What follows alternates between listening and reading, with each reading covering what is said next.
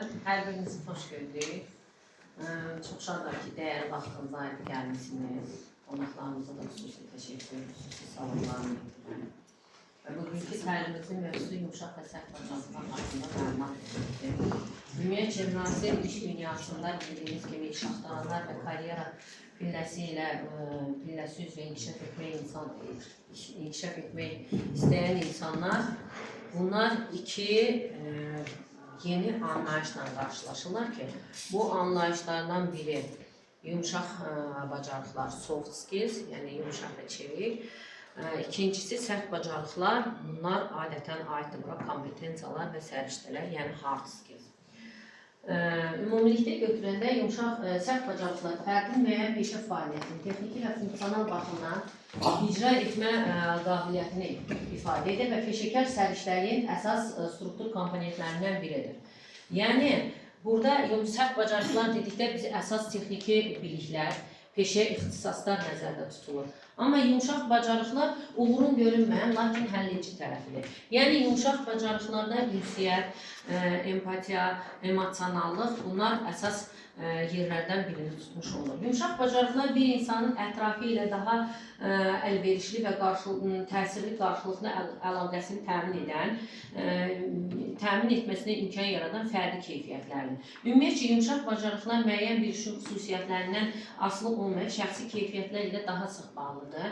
Yəni, burada bu bacarıqlarda insanların, belə deyək də, şəxsiyyətin xarakterini qarışdırmaq lazım deyil. Yəni, əgər bir şəxsiyyət mehribandır, ağıllıdır, sakit təbiətlidirsə, bunu yumuşaq bacarıqlarla qarışdırmaq düzgün deyil. Yumuşaq bacarıqlar ümumiyyətcə, belə deyək, öz səlahiyyətləri daxilində müstəqil və səmərəli fəaliyyət göstərmək qabiliyyətidir. Yəni, yumuşaq bacarıqlar adətən feillərlə ifadə olunur. Yəni, işləmək, lider olmaq, təhlil etmək, ünsiyyət qurmaq, dəyişmək və s. Yumuşaq, ümumiyyətcə, bizim hər birimiz müəllimik və bizim borcumuzdur ki, tədris etdiyimiz hər bir fənni tələbələrə düzgün formada aşılayaq, düzgün formada başa çatdıraq. Yəni, tələbənin başa düşəcəyi tərzdə biz onu tələbələrə çatdırmalıyıq. Ümumilikdə götürəndə müəllimin özü sərt bacarıqdır. Çünki müəllimlik bir peşədir. Və bu müəllimlik bir peşə olduğuna görə müəllimin həm özü sərt olmağına baxmayaraq, onun yumuşaq tərəfləri var. Və yumuşaq tərəfləri də müəllimi hörmət qazandıran yumuşaq tərəfdir. Amma müəllimi müəllim edən onun sərt tərəfidir. Yəni, sərt bacarıq müəllimi müəllimlik edir. Belə bir müqayisə gətirək. Eyni müəllim, iki müəllim eyni fənni tədris edir, eyni mövzunu tədris edir. Və bunun müəllimi biri əlaqə qurur, digəri yox. Burada nəticədə nə alınır? Tələbə mövzunu unuda bilir, amma tələbə heç bir zaman ünsiyyəti unutmur. Yəni, haradasa münasibəti unutmur. Əgər müəllim dərsdə sərt bacarıqlarından çox istifadə etsə və müəllim burada standart olaraq klassik sözlərdən istifadə edərək dərsi izah etsə, bu zaman müəllim tələbələr üçün dərs maraqlı olmayacaq. Çünki burada müəllim öz yumuşaq bacarıqlarından istifadə etməlidir. Müəllim bu zaman dərsə daha fərqli formada yanaşmalıdır. Müəllim yumuşaq bacarıqlardan nə qədər çox istifadə etsə, tələbənin də marağını daha çox dərsə yönəldə bilər. Ümumiyyətcə, bəs yumuşaq bacarıqlar nədir? Ümumiyyətcə, yumuşaq bacarıqlar, belə deyək də, şəxsi keyfiyyətlər və insanlar arası qabiliyyətlərdir ki, bunlar başqaları ilə necə əlaqə qurmağını, onlarla necə ünsiyyət saxlamanı, liderlik hissləri, bütün bunların hər biri yumuşaq bacarıqlarda cəmləşmişdir. Yumuşaq bacarıqlar ümumilikdə götürəndə tənqidi düşüncə, burada ictimai niyet, problem həll etmə, işgüzarlıq qabiliyyəti, yəni ünsiyyət, bütün bunların hər biri yumuşaq bacarıqlarda öz əksini tapmışdır. Və slaydımızda da gördüyü kimi, mən yumuşaq və sərt bacarıqların burada müqayisəsi verilmişdir. Niyə biz sərt bacarıqları yumuşaq bacarıqlardan fərqləndirik? Çünki sərt bacarıqlar həqiqətən də öyrənilən texniki biliklərdir. Onlar ölçülə bilən və sertifikatlaşdıra bilən, müəyyən işlərə və ya tapşırıqlara spesifik yanaşma. Və sərt bacarıqların yekunda bir nümunə göstərmişik ki, burada proqramlaşdırma, mühasibə, dizayn proqramları, bütün bunların hər biri sərt bacarıqlara aiddir. Amma yumşaq bacarıqlar onlardan tamamilə fərqlənir. Yumşaq bacarıqlarda ümumiyyətcə inkişaf etdirən şəxsi keyfiyyətlər, obyektivin ölçülməsi çətin olan bütün karyeralarda universal olma. Burada isə biz gördüyünüz kimi nümunədə ünsiyyət, empatiya, adaptasiya qabiliyyətini göstərir və burada hər ikisi zəruri olsa da yumşaq bacarıqlar, real dünya vəziyyətlərində sərt bacarıqlarınızı necə effektiv tətbiq etməyinizi edə biləcəyinizi və başqaları ilə əməkdaşlıq edə biləcəyinizi müəyyənləşdirir. Bəs yumşaq və sərt bacarıqlar arasındakı fərqi izah edəndə ümumiyyətcə mənimsəmədə müvəffəq olmaq üçün sərt bacarıqlar IQ səviyyəsi, yumşaq bacarıqlarda EQ səviyyəsi. Yəni burada IQ səviyyəsi deyəndə intellektual, burada məntiqi yanaşma, riyazi, məsəl üçün buyurun, gəlin keçin. Riyazi bacarıq, analiz etmə, problem həll etməyə ehtiyac var. Amma yumşaq bacarıqlarda intellektual zəka, yəni EQ səviyyəsi, bu da beynin sağ yardım kürəsinin daha çox inkişaf etməsindən təmin ki, burada da ünsiyyət bacarıqları, ünsiyyət qurmaq, stresi, konfliktli idarə etmək, bunların hər biri yumşaq bacarıqlardan vacib amillərdən biridir. Yumşaq bacarıqları belə deyək də, yumşaq və sərt bacarıqlar hətta məktəblərdə tədris olunan kurikulumda da öz əksini tapmışdır. Yəni məktəblərdə kurikulumlarda da sərt və yumşaq bacarıqlar var. Sərt bacarıqlar konkret fən, peşə üzrə ölçülə bilən texniki bilik və bacarıqlardır, vərdişlərdir. Bunlar fən proqramlarının əsas məzmununu təşkil edir və sərt bacarıqlar belə deyək də, riyaziyyatda tənlik həll etməkdir, iqtisadiyyatda balans tərtib etməkdir. Bunlar sərt bacarıqlardır. Amma yumşaq bacarıqlar isə ünsiyyət, əməkdaşlıq, tənqidi düşünmə, problem həlli, liderlik kimi sosial-psixoloji vərdişlərdir. Burada sərt bacarıqlarda, məsələn, kurikulumda əsas məqsədlərdən biri şəxsiyyətin hərtərəfli inkişafıdır. Yəni, məqsəd burada insanları tək tələbələrə, şagirdlərə, ümumiyyətcə yumşaq bacarıqlar tək biliklə, sərt bacarıqlarla kifayətlənmir. Yumşaq bacarıqlar önəmli yerdə durur. Sərt bacarıqlar sizin gələcək karyeranız üçün, gələcək işə qəbulunuz üçün hansısa bir açar ola bilər. Amma yumşaq bacarıqlar nə qədər yüksək inkişaf edərsə, bir o qədər ünsiyyət qurmaqla irəliləmək daha asan olur. Bəli, sərt bacarıqlar şagirdə bilik verir. Yəni yazmağı, hesablamağı, analiz etməyə öyrədir. Amma yumşaq bacarıqlar isə həmin bilik həyatda tətbiq etməyə öyrədir. Yəni ünsiyyət, əməkdaşlıq, düşünmə kimi bacarıqlar yumşaq bacarıqlara xas olandır. Məsələn, sərt bacarıqlarda hesablamalar, qaydalar, terminlər, yumşaq bacarıqlarda isə qrup işi, təqdimat və problem həlli nəzərdə tutulur. Nəyə görə yumşaq bacarıqlar təkcə bilik kifayət deyil? Bax, burada da görsəldiyi kimi, bilik, məsəl üçün, hər birimizə başlanğıc verə bilər. Diplomumuz, sertifikatımız, qapıları açır. Lakin bu peşəkar karyeramızın yalnız başlanğıcıdır. Amma yumşaq bacarıqlar performansı idarə edir. İdeyaları necə çatdırmanız, təzyiqlə necə mübarizə aparmanız, bütün bunların hər biri yumşaq bacarıqlarda öz əksini tapır. Ümumiyyətcə, yumşaq bacarıqları belə deyək də, müvəffəqiyyətlə ünsiyyət qurmağa imkan verən keyfiyyətlərdir. Soft və hard skills arasındakı fərq ondan ibarətdir ki, və onların arasındakı fərqi aydın şəkildə ifadə edən bir cümlə var ki, əgər heç kim sizi tanımırsa və sizinlə işləmirsə, peşəkar mütəxəssis olmanızın nə faydası var, nə mənası var? Məsələn, bir satış meneceri təsəvvür edək və o satış meneceri bütün kursları əzbər verir. Lakin hər şey robot kimi həll edir. Və bu səbəbdən də xarizmatik həmkarları ilə müqayisədə daha az uğurlu insan olacaq. Çünki bilik və bacarıqlarınızı lazım səviyyədə təqdim edə bilməyəcək. Ümumiyyətcə, yumşaq bacarıqları 3 bloka bölmək olur. Bunların biri şəxsi keyfiyyətlərdir ki, bu anadan gəlmə, yəni işə götürənlər onlara daha çox fikir verirlər. Çünki burada ədəb, zəhmət, dəqiqlik, çalışqanlıq anadan gəlmə olan bir şeydir. Yəni, bu ailədən gələn bir məsələdir. Bu bacarıqlar, yəni ümumiyyətlə uşaqlıq dövründə bizə aşılanlardandır. Amma ünsiyyət ikinci yumşaq bacarıqları da ünsiyyət bacarıqlarıdır ki, ünsiyyət bacarıqları məsəl üçün insanlarla işləməyən mütəxəssislər üçün bəzi ünsiyyət bacarıqları əsas deyil. Məsəl üçün elə bir proqramçı var ki, o gedir hansısa bir otaqda oturur və kompüter proqram təminatı ilə məşğuldur.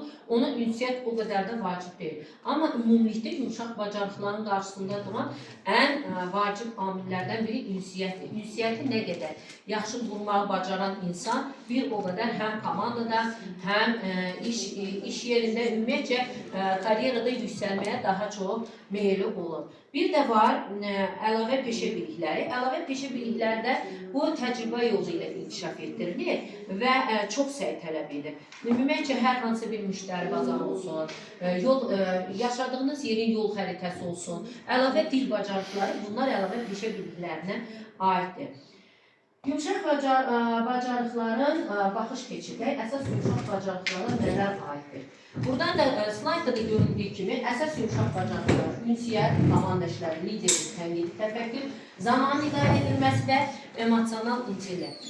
Burada biz nəyi birinci nədən başlamalıyıq?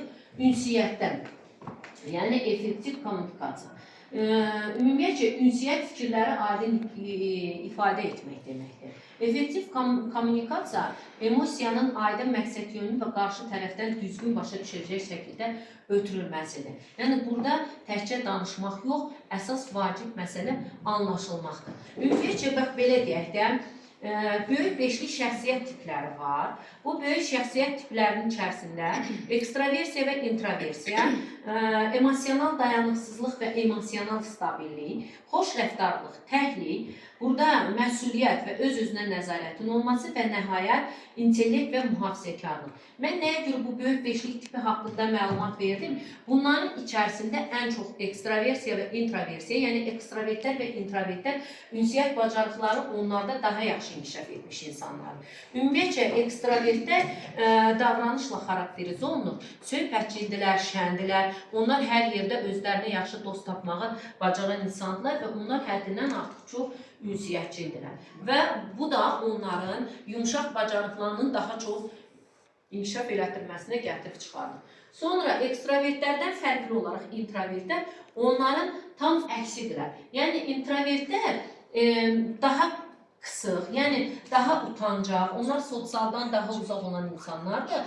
Düzdür, ünsiyyət qurmaqda məsəl üçün introvertlər də daha çox ünsiyyətlə bağlıdır, amma onlar bəzi elə məsəl üçün introvertlər var, onların işlərinlə əlaqəli olaraq onlara haradasa liderlik etmək, haradasa komanda ilə ünsiyyət qurmaq bu o qədər də vacib deyil. Yəni, ekstravertliyi yüksək olan insanların xüsusiyyətləri diqqət mərkəzində olmağı sevirlər, söhbədə başlamağı sevirlər, yeni insanlarla ünsiyyət qurmağı sevirlər və geniş sosial çevrəyə malikdirlər. Amma ekstravertliyi az olan, yəni introvertlər isə təhliyə üstünlük verir, sosiallaşmaqdan qaçırlar və söhbət başlamaqda çətinlik çəkirlər. Və dediyimiz kimi, yumşaq bacarıqlarda ünsiyyətdən sonra komanda işi gəlir. Ümumiyyətcə, keçmiş zamanlarda bizim hər birimiz, keçmiş zamanlar deməyək, ümumiyyətcə bizim hər birimiz kollektivdə işləyirik. Və bu kollektiv sözü bir növ çoxdandan işlənilən sözdür və indi kollektivlə işləməkdən çox qrupla işləyəndə yüksək nəticələr daha tez əldə etmək olur. Bu komanda ilə işləmək, insanları belə deyək də, bir komanda adətən bir hədəfə birləşən və onun həllini bir nəzərlə baxan və onu reallaşdırmaq üçün bir-biri ilə necə əməkdaşlıq etməyi bilən bir qrup kimi başa düşülür. Nəticədə komanda insanların tək işlədiklərindən daha tez məqsədə çatmasına köməklik edir. Belə deyək də, əvvəl dediyimiz kimi bir komanda kompetitiv tapşırığın və layihənin icrası üzərində işləyən bir qrupdur. Və bunlar uzun müddətli və qısa müddətli olur. Bəzən komanda işi çoxdan qurulmuş xüsusi layihələrə hazır işçi qrupu dəvət olunur. Ancaq bu vəziyyətdə vəzifələr bitdikdən sonra bütün komanda ayrıla bilər. Ona görə müəssisənin həmişə menecerləri adətən ixtisasçı çox vaxt öz komandalarını yaratmağa üstünlük verirlər ki, onların işində öyrəndikləri yumşaq bacarıqlar o həmən komanda üzvləri başqa yerdə gedib tətbiq etməyə biraz çalışmasınlar. Yəni adətən əgər işə götürənlər sərt bacarıqlara baxırlarsa, onların yumuşaq, yəni sərt bacarıqlardadır, yəni onların peşələri əsas götürülür. Çünki elə işlər var ki, sırf texniki biliklər orada vacib amillərdən biridir. Sonra burada komanda ilə işləmədə görürsünüz, burada yazılı fəal töhfə verin. Yəni, unikal bacarıqlarınızı və ideyalarınızı bölüşün, eyni zamanda başqalarının töhfələrini də dəstəkləyin. Burada söhbət komanda ilə işləməkdən gedirsə, bax, bu fəal töhfə vermək mütləq vacibdir. İkinci, fərqliliklərə hörmət edin. Yəni, müxtəlif baxışları qiymətləndirin və komanda üzvlərinin müxtəlif keçmişlərini öyrənin. Yəni, burada hər bir insanın fikrinə qiymət vermək, onların dedikləri fikirləri qiymətləndirmək vacib amillərdən biridir. Çünki komanda ilə işləmək istəyən insanlar bunların hər birini bilməlidir. Üçüncü, etibarlı olun. Yəni, öhdəliklərinizi yerinə yetirin və komanda yoldaşlarınızı daim güvənə biləcəyi biri olun. Burada hər bir insanın özünün komanda olanda özünün öz üzərinə düşən borcu öhdəliyi var və o öhdəlikləri vaxtında yerinə yetirmək və komandada güvən qazanmağı mütləq bilmək lazımdır. Və nəhayət, açıq ünsiyyət qurmaq, burada yenilikləri paylaşın, sualları verin, problemləri böyütmədən həll edin. Demək, burada bu startapda marketinq mütəxəssisi, proqramçılar və dizaynerlərə əməkdaşlıq edin. Bilirsiniz ki, marketinq mütəxəssisləri bunlar yumuşaq bacarıqları daha çox inkişaf etmiş insanlardır. Çünki marketinq olsun, psixoloq olsun, bunların hər biri, tərbiyəçilər olsun, satış menecerləri, yəni proqram təminatçılar, bunlar mütləq ünsiyyət qabiliyyətləri yüksək olan insanlar olmalıdır ki, bunların işində ünsiyyət vacib amillərdən biridir. Və burada deyil bir startapda marketinq mütəxəssisi proqramçılar və dizaynerlərin əməkdaşlığı edir. Hər bir rolun mahiyyətini başa düşərək və ünsiyyəti asanlaşdıraraq gözləntilərin aşan bir məhsul təqdim etmiş olurlar. Sonra gəldik növbəti yumuşaq bacarıqlarda liderlik qabiliyyəti vacib amillərdən biridir. Lider ümumiyyətcə ingilis dilində leader sözündən götürülür, qabaqcıl öndə gedən deməkdir. Ümumiyyətcə, belə deyək də, qrupda, kollektivdə hamının aparıcılığını qəbul etdiyi şəxsə deyilir lider. Belə deyək də, Harry Trumana görə lider başqalarının etmək istəmədiyini və sevmədiyi işləri onlara etdirmə qabiliyyətinə malik olan insanlar liderlər olur. Yəni, ümumiyyətcə, liderlər komandanın əhval-ruhiyyəsi aşağı olduqda, əsl lider iş yerindəki bütün fərqləri edə bilər. Ümumiyyətcə, psixologiya baxımında liderlərin psixologiya elmində liderlərin bir çox formaları var ki, onlar ruhlandıran, işgüzar, situasiyaya görə universal lider olmaq bacarmalıdır. Yəni, liderlik qabiliyyəti olan, lider olan insanlarda bütün bunların hər biri cəmləşməlidir. Fəaliyyət lider xüsusiyyətləri vardır ki, bu lider xüsusiyyətlərinə görə 3 hissəyə bölünür. Şəxsi keyfiyyətlər, idarə etmə və təşkilati keyfiyyətlər və bir də psixoloji və sosial keyfiyyətlər daxildir ki, fərdi keyfiyyətlərə, yəni hər bir lider aktiv həyatı olmalıdır, özünə inam, təşəbbüskarlıq, motivasiya və məsuliyyəti mütləq şəkildə olmalıdır. İdarə etmə bacarığına gəldikdə isə rəhbərlik etməyə bacarmaq, təşkilati bacarıqlar və fürsət və təhlükələri görmək perspektivi, komanda işində komanda üzvlərini qorumağa hazır olmaq. Psixoloji və sosial keyfiyyətləri isə ədalət və ardıcılları özlərini inkişaf etdirmək və təsdiqləmək üçün şərait yaratmaq. Yəni, hər bir liderdə mütləq lider, əgər komandada liderlik edirsə, mütləq ədalətli olmalıdır. Yəni, bu ədalətlilik hər bir zaman öz liderin yaxşı xüsusiyyətlərini göstərməyə daha çox, ədalətli olursa, daha çox şərait yaradır. Ümumiyyətcə, liderlərin fəaliyyət stilləri var. Fəaliyyət stillərinə görə liderlər 3 qola ayrılırlar. Bunların biri avtoritar, demokratik və anarxik liderlər olur. Avtoritar liderlər, burada adından da bəlli olduğu kimi, intizam qaydaları tətbiq edilir, ciddi. Yəni, burada dəqiq vəzifə bölgüsü olur, amma onunla mübahisə edilmir, qrupun rəyinə fikir verilmir. Yəni, hamı onun qərarına tabi olmalıdır. Çünki o avtoritardır. Demokratik liderdə adından bəlli olduğu kimi, bu liderlik formasında qrup üzvləri və qrup üzvləri ilə məsləhətləşmələr aparılır və qrupun rəyi əsas götürülür. Səlahiyyətin bir hissəsi qrup üzvlərinə verilir ki, burada da hər bir şey demokratik formada yerinə yetirilmiş olur. Bir də anarxik liderlər var ki, bunların ümumiyyətcə bu qrupda intizam yoxdur, qərarlar xaotik qəbul olunur və liderlər tez-tez dəyişir ki, və hansı qərar, hər hansı qərar icrasına nəzarət yoxdur. Bir də liderlərdə adaptiv liderlik deyilən bir lider forması var ki, bunlar da dəyişən şəraitə görə hərəkət etməyə və vəziyyətə görə düşüncəni və davranışını yeniləyə bilən liderlik üslubudur.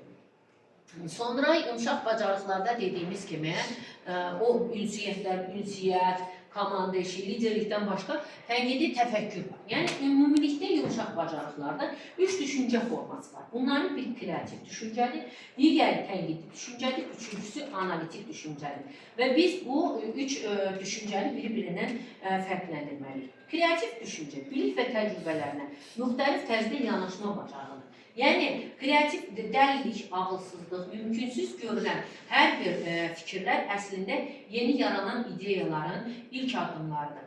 Əfsanəvi reklamçı Karl Ölüdən kreativ insan kimdir sualını verdikdə, o belə bir cavab verir. Kreativ insan çox bilmiş olmaq istəyən insanlar. Yəni, onlar o hər şey haqqında, qədim tarix olsun, 19-cu əsrin riyaziyyatı olsun, yəni mövcud istehsal texnikalar olsun, hər şey haqqında maraqlanmağı, hər şey haqqında öyrənməyə çalışan insandır. Çünki o bilir ki, bu öyrəndikləri ona nə vaxtsa yeni bir ideya kimi qayıda bilər. Və bu 6 dəqiqə, 6 il sonra da baş verə bilər. Amma kreativ insanlar o insanlardır ki, onlar öz bacarıqlarından düzgün istifadə etməyə bacaran insanlardır. Yəni, hər bilikli, hər savadlı insan kreativ ola bilmir. Yəni, bilik, savad onları kreativ edə bilmir. Kreativlik tamam bambaşqa bir bacarıqdır. Ümumiyyətcə, buna ən yaxın bir misal olaraq Johann Gutenberg'in adını çəkmək olar. O, ilk biri-biri ilə əlaqəsi olmayan ideyanı birləşdirir. Yəni, o, şərab maşını ilə sikkə kəsən maşın hazırlayır. Və onun hazırladığı şərab maşını hələ indiki zamanədə üzüm şərabında yenə istifadə olunur.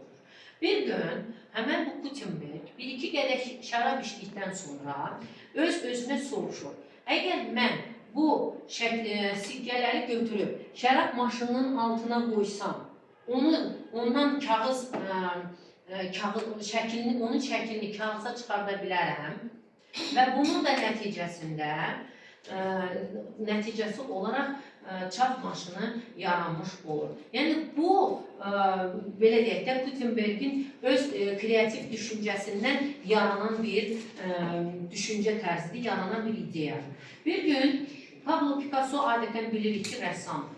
Bir günləri Pablo Picasso yolla gedir və yolda köhnə bir velosiped görür. Velosipedi xeyli baxdıqdan sonra velosipedin rolunu və onun oturacağını götürür, aparır. Və onu evdə fikirləşib, o, belə deyək də, yolda gedərkən o velosipedi görəncə o ideya ona gəlir və o rolla onun oturacağını bir-birindən qaynaq edərək The Head of a Bull, yəni öküz başını düzəltmiş olur. Bu da onun üçün bir yeni kreativlik, yeni bir ideyanın yaranmasına gətirib çıxarılır. Ümumiyyətcə, belə deyək də, kreativlik yeni bir şeyin yaradılması kimi müəyyən edilir. Digər tərəfdən də kreativ düşüncə idrak prosesləri və dünya ilə əlaqələrimizi dəyişən ideyaların yaranmasıdır. Necə olur ki, bəzi insanlar həmişə yeni ideyalar ortaya qoya bilir və yaradıcı düşünə bilər. Bəziləri isə bunu etməkdə çətinlik çəkir. Cavab isə onların yaradıcı təfəkküründən necə istifadə etmək qabiliyyətindən bağlı olan bir amillərdir. Dediyimiz kimi, kreativ düşüncədən başqa bizim yumuşaq bacarıqların içərisində ən vacib olan amil tənqidi düşüncədir. Tənqidi fikirlər məlumatı obyektiv şəkildə təhlil etmək, fərziyyələri şübhə altına almaq və əsaslandırılmış qərarın qəbul etmək bacarığıdır. Ümumiyyətcə, tənqidi düşüncə ilə bağlı bir çox fikirlər və təriflər mövcuddur və bu hər bir tənqidi düşüncənin missiyasını fərqli formada təqdim edir. Burada ancaq tənqidi düşüncənin ən sadə və ən anlaşıqlı izahını bu cür vermək mümkündür. Yəni, tənqidi düşüncə doğru suallar verərək faktları və ya informasiyanı qiymətləndirmə prosesidir. Tənqidi düşüncə fikir və ya fakt arasında əlaqələri başa düşmək üçün mütəşəkkil və rasional şəkildə düşünmək qabiliyyətini, nəyə inanacağımıza qərar verməyə kömək edir. Tənqidi düşüncəsi inkişaf etmiş insanlar sistematik olaraq problemləri müəyyənləşdirir, təhlil edir və onları həll etmək üçün müəyyən qərarlar qəbul etmiş olurlar. Bəs tənqidi düşünmə prosesi necə baş verir? Və burada da göründüyü kimi sorğu formasında təhlil etmək, qiymətləndirmək və yekunda qərar. Burada əsas nələr nəzərdə tutulur? Problem və sualı müəyyənləşdirmək. Burada mümkün qədər dəqiq olmaq və məsələyə geniş aspektdən yanaşmaq lazımdır. Fərqli fikir və məlumatı, fikir və argumentlər toplanılır. Burada fərqli fikir və baxış nöqtələrini təqdim edən bir neçə müxtəlif mənbələr tapılır. Verilənlər təhlil edilir və qiymətləndirilir. Yəni, burada nəyə görə təhlil edilir? Yəni, mənbələr etibarlıdırmı? Onların qənaətləri məlumat mənbəyidir, yoxsa sadəcə mübahisələrdir? Verilmiş fərziyyələri dəstəkləmək üçün kifayət qədər məlumat varmı? Bütün bunların hər biri verilənləri təhlil etmək və qiymətləndirmək üçün lazım olan bir suallardır. Dördüncü, fərziyyələr və əhəmiyyəti müəyyənləşdirilir. Yəni, tapdığınız mənbələrin qərəzsiz olduğundan əminsinizmi? Yəni, çox vaxt cavab axtarışında qərəz olmadığından əminsinizmi? Yəni, hansı məlumat ən vacibidir? Və yekunda qərar verilir ki, məsələ ilə bağlı son mərhələ qərar vermə prosesi həyata keçirilir. Nəticə olaraq qiymətləndirildikdə isə tənqidi düşüncə verilən qərarların qəbul edilən məlumatların doğruluğunun yoxlanılmasına köməklik edir. Dediyimiz kimi, bu düşüncələrin içərisində tənqidi düşüncədən başqa analitik düşüncə qabiliyyəti də var ki, analitik düşüncələr və bu bacarığı necə inkişaf etdirmək lazımdır? Ümumiyyətcə, son dövrlərdə iş mühitində qarşılaşdığı problemləri tez bir zamanda həll etməyə və bir neçə işi eyni vaxtda görməyə məcbur olur bəzi işçilər və bu zaman onlar bu mürəkkəb problemlərin öhdəsindən gəlmək üçün onların mərhələlərə ayıraraq və təhlil edərək həll yollarını tapmaq insanlarda daha rahatlıq yarada bilir. Və analitik düşüncə mürəkkəb məsələləri araşdıraraq qərar qəbul etməyə və həll yollarını inkişaf etdirməyə köməklik edir. Ümumiyyətcə, analitik düşüncə bacarıqlarının inkişaf etdirilməsi üçün bir neçə yollar var ki, bunların birincisi riyazi məsələlərin həllidir. Riyazi məsələləri həll etmək, mərhələlərə ayırmağı öyrədir, yəni və analiz qabiliyyətini artırır. Praktiki bacarıqların inkişafı üçün riyazi məsələləri həll etmək tövsiyə olunur. Riyazi məsələlər kimi zehin oyunları. Burada da əgər bir oyuna yekundan nail olmaq istəyirsənsə, mütləq olaraq o oyunları başa düşmək üçün onları hissələrə ayıraraq o oyunu tapmaq lazımdır. Zehin oyunları həqiqətən də analitik düşüncə bacarıqlarını inkişaf etdirməyə çox böyük kömək olur. Amma bir şərtlə alüdəcisi olmayasan. Sonra detektiv filmlər və kitablar. Bunlar da adətən bildiyimiz kimi detektiv filmlərdə də, kitablarda da burada hər bir şey belə deyək də, analiz qabiliyyətini o filmlərə baxmaqla, o kitablara baxmaqla, oxumaqla orada siz öz analiz qabiliyyətinizi artıra bilərsiniz. Və bir də detallara diqqət etmək, analitik düşüncənin əsası detallara diqqət etmək lazımdır və problemləri həll edərkən problemi təfərrüatlarına bölərək qiymətləndirmək lazımdır və nəhayət bağlantıları araşdırmaq. Yəni, gündəlik həyatda olduğu kimi iş həyatında da proseslər bir-biri ilə bağlıdır və bu bağlantıları araşdırmaq analitik bacarıqların inkişafına kömək etmiş olur. Sonra gəldi yumşaq bacarıqlarda vaxtın idarə edilməsi. Ümumiyyətcə, hər birimiz bilirik ki, vaxt həqiqətən də vacib. İstənilən bir işdə, iş sahəsində vaxt əksər hallarda həlledici faktor olmalıdır. Və vaxt haqqında deyilən bir yaxşı kəlam da var ki, vaxt qızıldır. Ümumiyyətcə, uğuru birbaşa olaraq bizə nəsə vaxtında edib çatdırmamamızdan asılı ola bilər. Uğur qazanmaq işi zamanında görmək arasında əlaqə olduqca böyükdür.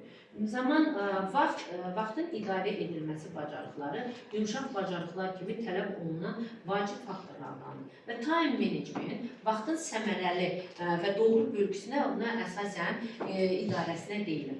Zamanın effektiv idarə olunması haqqında biz nələr deyə bilərik? Biz zamanı idarə edirik, yoxsa zaman bizi? Biz zamanı necə idarə edirik? İşlərimizi görərkən səmərəli iş bölgüsü eləyə bilirikmi? Və bütün bu suallara cavab vermək üçün bütün bunların hər biri zamanı effektiv idarə olunmasından asılıdır. Yəni o sualların cavabı zamanın effektiv idarə olunmasından asılıdır.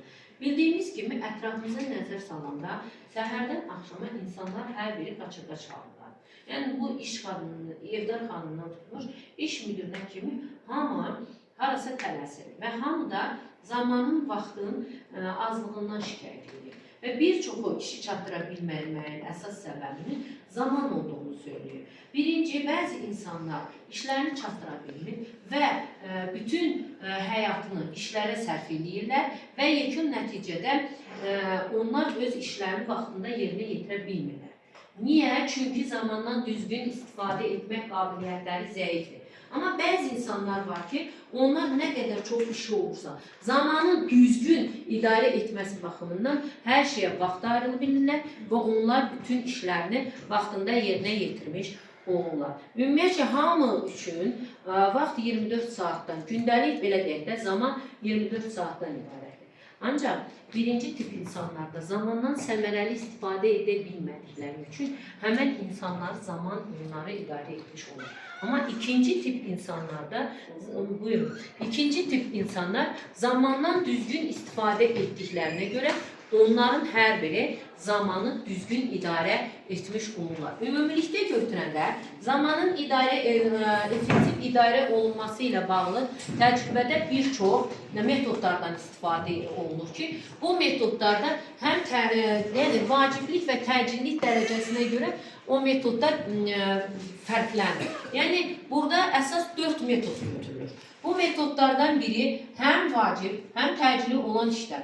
Burada söhbət nədən gedir? Əgər bir iş sənin üçün vacibdirsə və təcilidirsə, işə başlayan kimi birinci həm vacib və təcili olan fikirlərə, yəni işlərə birinci vaxt ayırmaq lazımdır ki, həmən işi nə qədər tez yerinə yetirmiş olsan, bu sənin bir o qədər vaxtına qənaət etmiş olursan və sənə vacib və təcili olan işlərində məsuliyyətini özlərindən götürmüş olursan. Sonra vacib, amma təcili olmayan işlər var. Yəni, bu vacibdir, amma o dərəcədə təcili deyil. Bu zaman gün ərzində həmən işə müəyyən bir vaxt ayırıb, vaciblik dərəcəsinə görə ona müəyyən bir vaxt ayırıb, o işi həll edə bilərsən. Sonra var ki, zaman və dedik ki, təcillik və vaciblik dərəcəsindən asılı olaraq təcili, amma vacib olmayan işlər. Bunlar əgər sənin üçün vacib deyilsə, amma təcili bir işlərdirsə, o zaman sən onu kiməsə o işi həvalə edə bilərsən. Və bir də həm nə təcili, nə də vacib olmayan işlər var ki, onlara ümumiyyətcə vaxt ayırmaq lazımdır. Amma zamanın vaxtının idarə edilməsindən, vaxtdan şikayət edən insanlar çox vaxtı, o birisi işlərə, nə vacib, nə təcili olmayan işlərə çox vaxt ayırdıqlarına görə onlar gündəlik olaraq öz işlərini çatdıra bilmirlər. Yəni, bu metodlara görə insan zamanın effektiv idarə olunması üçün gündəlik işlərinin vaciblik və təcillik dərəcəsinə görə bölməlidir və zamandan səmərəli idarə edicisi olmalıdır. Və vaxtın idarə edilməsinin bir çox sadə yolları var. Bu sadə yollardan birincisi planlaşdırmaz. Ümumiyyətcə, belə deyək də, planlaşdırma həyatlarında uğur əldə edən insanlar bunlar planlaşdırmaya çox vaxt ayırırlar.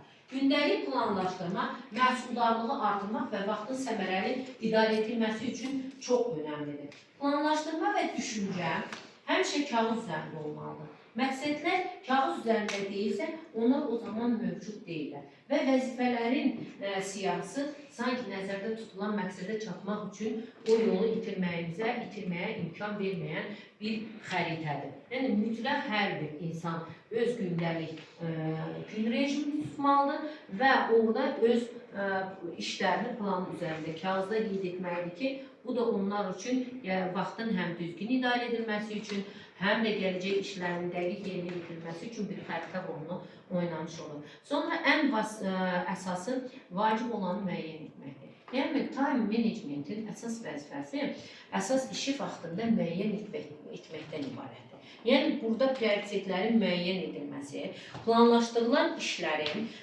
siyasını effektiv şəkildə idarə etməyə və hər bir məsələnin vaciblik dərəcəsinə görə müəyyən etməyə imkan verir. Vacib məsələ vaxtında yerinə yetirilməlikdir, ciddi nəticələrə səbəb ola bilir. Sonra var, belə deyək də, məcburi effektivlik qanunu.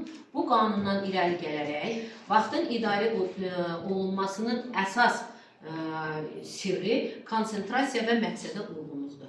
Ən vacib məsələlərin həllindən başlayın və hər şeyi ardıcıl edin. Yəni, bir işi yarımçıq qoyub, onu yenidən həmən işə təkrar qayıtmaq, bu sizin işinizin effektivliyini 5 dəfə azaltmış olacaq. Ümumiyyətcə, vaxtın idarə edilməsinin ən sadə yollarından biridir, yox sözünü deməyi bacarmaq.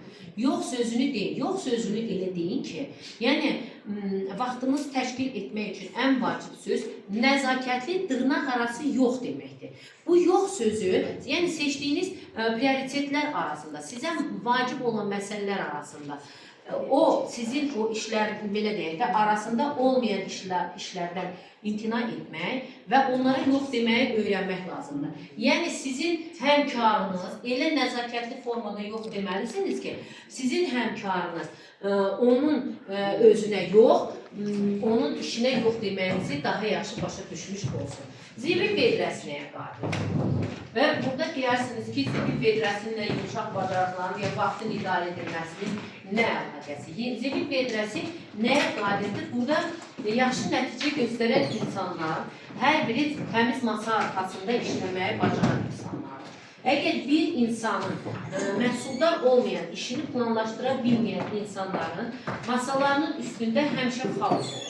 Yəni, bir sənəti axtarmaq, hər hansı bir vaxtında lazımsız sənətləri atmaq lazımdır. Bir sənədi axtarmaq, bir insanın iş vaxtının 30%-ni lazımsız sənətlərin axtarışına sərf etmiş olur. Və ən əsası da vaxtın idarə edilməsinin sadə yollarından biri balans prinsipidir. Getdikcə artan iş həcmini görəndə panikaya düşməməyin ən sadə yolu dərindən nəfəs alıb, mən yalnız bacardığımı edə bilərəm deməkdir. Yəni, sakitcə siyahını tərtib etməyə başlamaqdır və qarşınızdakı işləri gözlükdə anlayacaqsınız ki, vacib məsələləri həll etməyə vaxtınız çatacaq. Həyatımızda balansın olduğundan əmin olmaq vacibdir.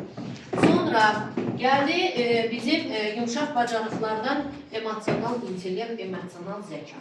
Ümumiyyətcə dediyimiz kimi, bir intellektual zəka var, bir emosional zəka. Ümumiyyətcə, intellektual zəka beynin sol yarım kürəsinin inkişafından irəli gələn bir amillərdir. İntellektual zəka fərdin idraki qabiliyyətlərinin ölçək göstəricilərdir və əsasən aşağıdakı zehni funksiyalardır. Bunlar məntiqi düşünmə, analitik düşünmə, riyazi bacarıqlar, yaddaş və informasiya emalı, problemin həll etmə qabiliyyəti.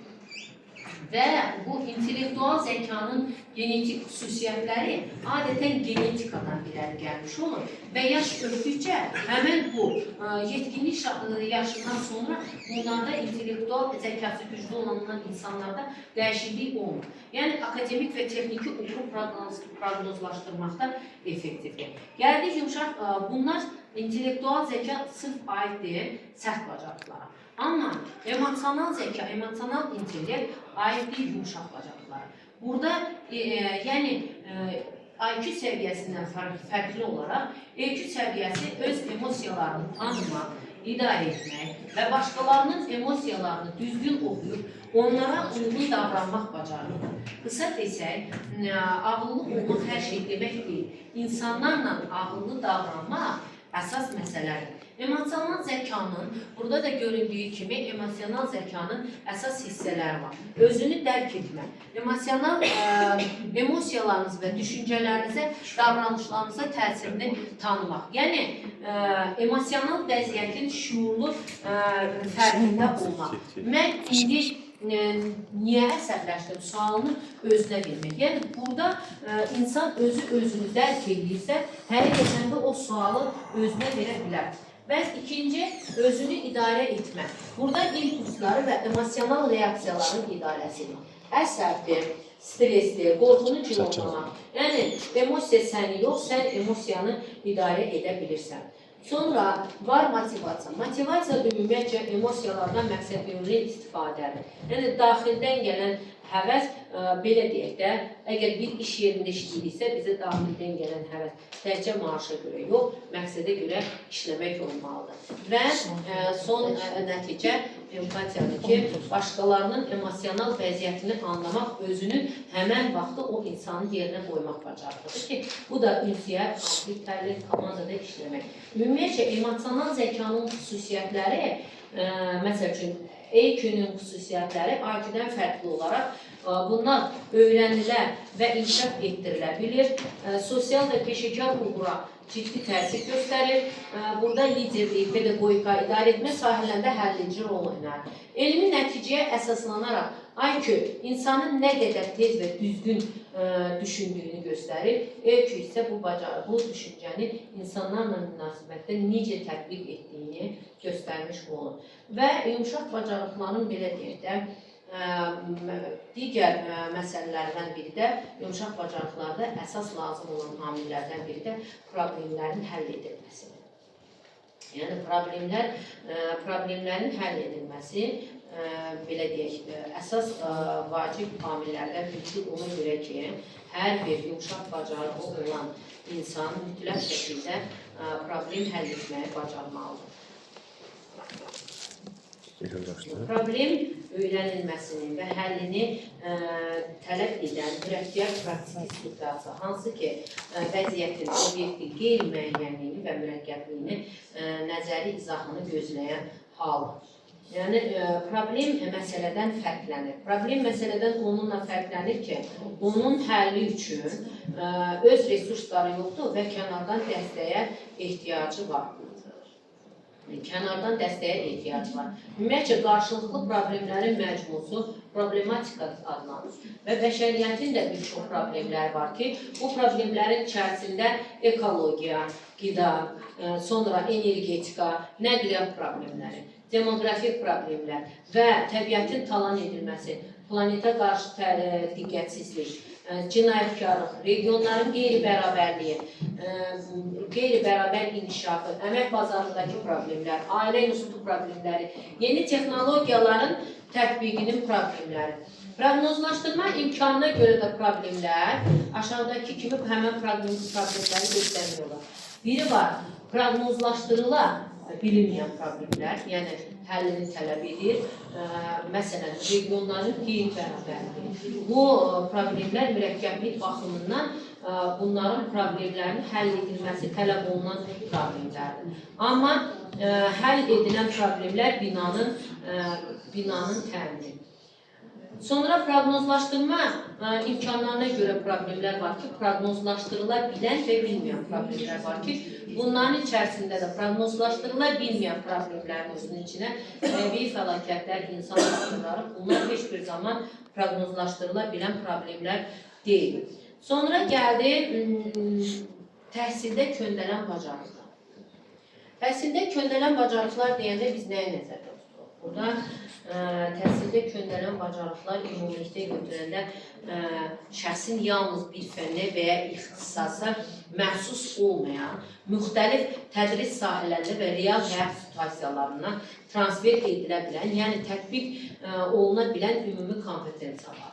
Yəni, köndələn bacarıqlar fərdin idrakı, sosial və davranış potensialını formalaşdıran müxtəlif kontekstlərdə səmərəli fəaliyyət göstərməsinə imkan verən metakompetensiyalar toplusudur. Yəni, bunların ümumi xüsusiyyətləri, elmi xüsusiyyətləri, bunlar fənlər arası xarakter daşıyır. Yəni, bir dərslə məhdudlaşmır, transfer oluna biləndirlər, yəni öyrənilə bilən bacarıq və yeni situasiyalara daşınır, peşə və həyat boyu aktual qalır, bilik, bacarıq, münasibət və dəyərlərin vəhdətidir. Ümumilikdə belə götürsək, köndələn bacarıqlar deyəndə biz burada əsas nə götürürük? Bilik, nə bildiyini, köndələn bacarıqlar isə nə bildiyini, harada və necə istifadə etdiyini göstərmiş olur. Yəni, karyera inkişafında yumuşaq bacarıqlar. Karyera inkişafında yumuşaq bacarıqlar adətən bilir ki, işə götürən namizədlərdə yalnız biliyə deyil, ünsiyyət və uyğunlaşma bacarıqlarına da diqqət yetirirlər. Karyera inkişafında bu bacarıqlar peşə yüksəlişini, sürətini və davamlılığını müəyyən edən əsas texniki, qeyri-texniki amillərdir. Elmi baxımdan rolu karyera yalnız bilik və ixtisaslaşma ilə izah olunur. Müasir insan resursları və təşkilati davranış vəziyyəti nəzəriyyələrinə görə yumşaq bacarıqlar peşə adaptasiyasını sürətləndirir, liderlik potensialını formalaşdırır, şəbəkələşmə və iş reputasiyası kapitalının yaranmasına şərait yaradır. Ümumiyyətcə, karyeraya birbaşa təsir edən əsas yumşaq bacarıqlar fikri aydın ifadə etmə və aktiv dinləmə, bu effektiv kommunikasiyadır. Sonra problem həll etmə və qərar vermə, yəni qeyri-müəyyən situasiyalarda rasional yanaşmadır. Komanda işi ilə əməkdaşlıq, burada kollektiv nəticəyə fokuslanmadır. Zamanın idarə olunması, prioritetlərin düzgün qurulması, adaptasiya çeviklik, burada dəyişən mühitə şəraiti uyğunlaşma və nəhayət liderlik və təşəbbüskarlıq, məsuliyyət götürmə və istiqamət vermə. Ümumilikdə götürəndə empirik tədqiqatlar göstərir ki, uzun müddətli karyera uğuru yalnız sərt bacarıqlarla deyil, onların üzərində qurulan yumşaq bacarıqlarla təmin olunur. Sərt bacarıqlar işə götürür, yumşaq bacarıqlar isə vəzifədə saxlayır və yüksəldir. Sonra gəldi real həyat müqayisəsi. Burada real həyat müqayisəsində iki universiteti eyni dərəcədə və oxşar qiymətlərlə məzun olmuş iki məzunu nəzərdən keçirək. Onların karyera yolları yumşaq bacarıqlar əsasında kəskin dəyişir. Burada slaydda da göründüyü kimi namizəd A və namizəd B var. Namizəd A zəhmət olmasa, yəni maraqlı kimə söyləmişsə, bir də səslik xoşuma gəlmir. Bax, bir də. Yəni, burada fikrimi çatdırmağa görə deyirəm. Namizəd A və namizəd B. Namizəd A burada sərt bacarıqlar kimi göstərir. Niyə? Çünki onlar güclü texniki biliklərə malikdirlər, müstəqil işləyir və komanda işindən çəkinirlər, zəif ünsiyyət bacarıqlar var, əks əlaqəyə və dəyişikliyə qarşı müqamət göstərir, vaxtın idarə edilməsində çətinlik çəkir. Bu sırf sərt bacarıqlardır ki, onlar özlərinə bağlı olurlar və onlar biraz ünsiyyət qurmaqda, yəni yumşaq bacarıqları zəif inkişaf etmiş olur. Amma ikincidə namizəd B-də isə onlar həm biliklər var, biliklərlə yanaşı onlar komanda əməkdaşlığında üstündürlər, aydın və inandırıcı ünsiyyət qururlar, əks əlaqəni qəbul edir və tez uyğunlaşırlar və prioritetləri effektiv şəkildə idarə etməyə bacarırlar. Burada nəticədə texniki səriştələrinə baxmayaraq illər boyu başlanğıc səviyyəli mövqelərdə qalır, yüksəliş üçün tez-tez həmən insanlara müraciət olunur. Amma digərində 18 ay ərzində komanda rəhbəri vəzifəsinə yüksəlir, əsas layihələr etibar edilir və başqalarına mentorluq edir. Yəni, başqalarına yol göstərir və əmr verir. Çünki komandada işləmək qabiliyyəti güclü ünsiyyət, güclü liderlik və problem həll etmədən asılı olan bir məsələdir ki, burada sonra gəlir yumşaq bacarıqların inkişafı yolları. Burada yumşaq bacarıqların inkişaf yollarında yumşaq bacarıqlar anadan gəlmə deyil. Onlar məqsəd yönlü, təcrübə, rəy və real dünya təcrübəsi vasitəsilə inkişaf etdirilir. Bu bacarıqları inkişaf etdirmək, gücləndirmək üçün sübut olunmuş strategiyalar aşağıdakılardan ibarətdir. Burada tələbə təşkilatlarına qoşulur. Burada belə deyək də, bu mərhələ yumşaq bacarıqların real situasiyalarda tətbiqini təmin edir. Burada liderlik, komanda işi və məsuliyyət kimi bacarıqlar formal dərsdən çox layihə, pulluq və ictimai fəaliyyətlərlə formalaşmış olur. Burada əsas məsələ şagird və tələbələr pasiv dinləyici yox, fəal iştirakçı kimi iştirakçı mövqeyinə gətirmək əsas nəzərdə tutulmuş məsələlərdir. İkinci könüllülük burada mütəmadi olaraq könüllü olur. Yəni, burada könüllülük fəaliyyəti, empatiya, ünsiyyət və problem həll etmə bacarıqlarını sosial kontekstdə inkişaf etdirir. Bu fəaliyyətlər fərdin sosial məsuliyyət hissini gücləndirir. Bunların da əsas təhsildə rolu dəyərlər əsaslı təlim və vətəndaşlıq tərbiyəsi üçün güclü alətdir. Üçüncü, burada mentorluq axtarır. Yəni, təcrübə mütəxəssislərdən rəhbər rəy və real dünya anlayışları əldə edir. Burada mentorluq prosesi sosial öyrənmə nəzəriyyələrinə əsaslanır və təcrübəli şəxslərdən alınan rəy və müşahidələrdir. Burada əsas model, davranış modelini formalaşdırır, peşəkar baxış bucağını gücləndirir. Müəllimin özü də hər bir mentor olmalıdır və eyni zamanda mentorluq gücünü şagirdə göstərməlidir. Yəni, burada müəllim əmr yox, yol göstərən, əmr verən yox, yol göstərən olmalıdır. Hazır cavabdan çox düşünməyi, öyrətməyə bacarmalıdır. Və dördüncü, burada özün seminar və təlimlərdə iştirak etmək.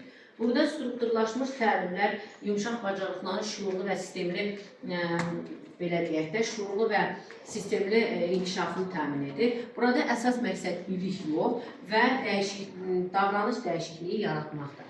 Ümumilikdə götürəndə rol oyunları, case metodu, əsaslandırılmış tapşırıqlar, bunların hər biri belə deyək də, seminar və təlimlərdən vacib olan, iştirak etmək üçün vacib olan amillərdir. Və beşinci, özünü, yəni refleksiya təcrübə edin. Burada mütəmadi olaraq güclü tərəflərinizi və inkişaf sahələrinizi qiymətləndirin. Tərəqqi və anlayışlarınızı izləmək üçün jurnal tutun. Burada söhbət nədən gedir? Refleksiya fərdin öz davranışını təhlil etmək və qiymətləndirilməsi prosesidir. Bu mərhələ olmadan yumşaq bacarıqları sabit vərdişə çevirmək mümkün deyil.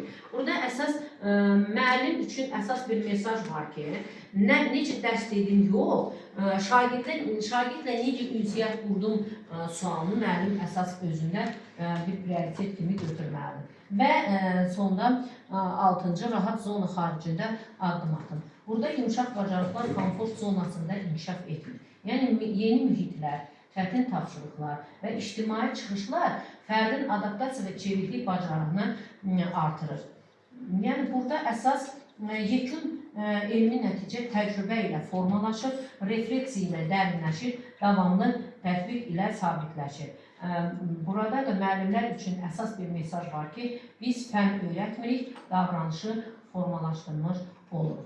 Sonra gəldi daimi inkişaf. Yəni, burada göstərilən daimi səyahət. Yəni, yumşaq bacarıqların inkişafı bir məqsəd deyil, ömür boyu davam edən bir səyahətdir. Yəni, hər qarşılıqlı əlaqə, çətinlik və təcrübə bu əsas bacarıqları inkişaf etdirmək, öyrənmək və təkmilləşdirmək üçün imkanlar tətbiq edir. Yəni, yumşaq bacarıqlar bir dəfə öyrənilib bitmir. Onlar ömür boyu inkişaf edir və təcrübə ilə güclənmiş olur. Sonraki slaydımızda rəqəmsal dövrdə yumşaq bacarıqlar göstərilir ki, rəqəmsal dövrdə burada məsafəli iş mühitində ünsiyyət, empatiya və özünə nəzarət daha da əhəmiyyətli olur.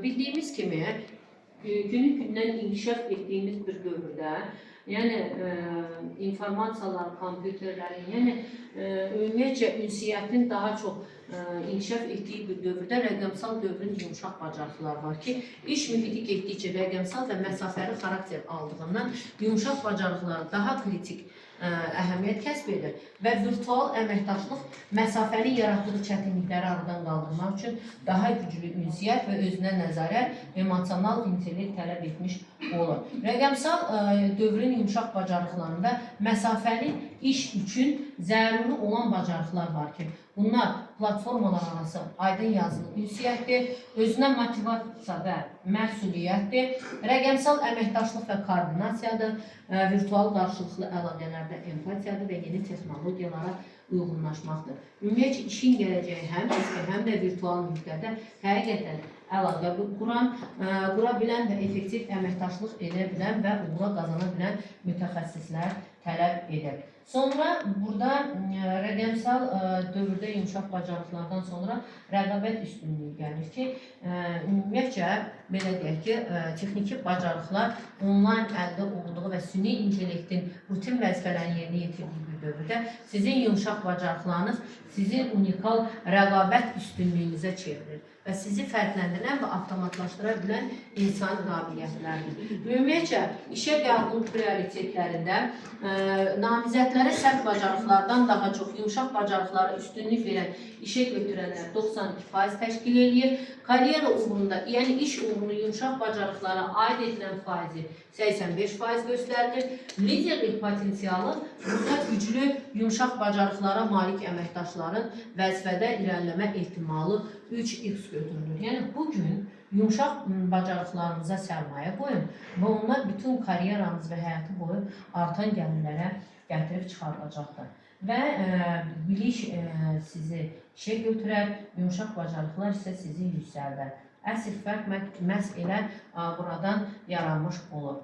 Əziz təlim iştirakçıları, bugün biz yumşaq bacarıqlardan danışdıq. Amma əslində biz bir mövzudan yox, özümüzdən danışdıq. Çünki yumşaq bacarıqlar kənardan alınan bilik deyil. Onlar insanın öz üzərində apardığı gündəlik hər bir işin nəticəsidir. Unutmayaq ki, bugün dünya yalnız nə bildiyinlə maraqlanır. Dünya səndən soruşur, sən fikrini necə ifadə edirsən? Çətinlik qarşısında necə davranırsan? Komandada necə bir insansan? Dəyişiklik gələndə qorxursan, yoxsa uyğunlaşırsan? Eyni auditoriyada oxuyan, eyni diplomu alan, eyni biliklərə sahib olan insanlar gələcəkdə tamamilə fərqli yollarda ilərləyirlər. Və bu fərqi yaradan isə məhz yumşaq bacarıqlardır. Yumşaq bacarıqlar səni dinlənən insan edir, səni güvənilən insan edir, səni liderlik üçün seçilən insan edir və ən əsası səni əvəz olunmaz edir. Bu bacarıqlar bir gündə formalaşmır, amma hər gün atılan kiçik addımlarla güclənir. Bir dəfə fikrini demək, bir dəfə məsuliyyət götürmək, bir dəfə çətinlikdən qaçmamaq. Bugündən sonra özünüzə sualı verin. Mən bugün hansı yumşaq bacarıqlarımı inkişaf etdirirəm? Çünki bilik sizi işə götürər, amma yumşaq bacarıqlar sizi zirvəyə aparır. Və unutmayın, əziz təlim iştirakçıları, hər bir güclü lider, hər bir uğurlu mütəxəssis, hər bir təsirli insan bir vaxtlar sizin olduğunuz yerdən başlayır. Və sadəcə onlar başlamışdılar. Diqqətinizə görə təşəkkür edirəm. Fakat düşünecek seviyede danıştım mı? Çok güzel bir şey bileceğim.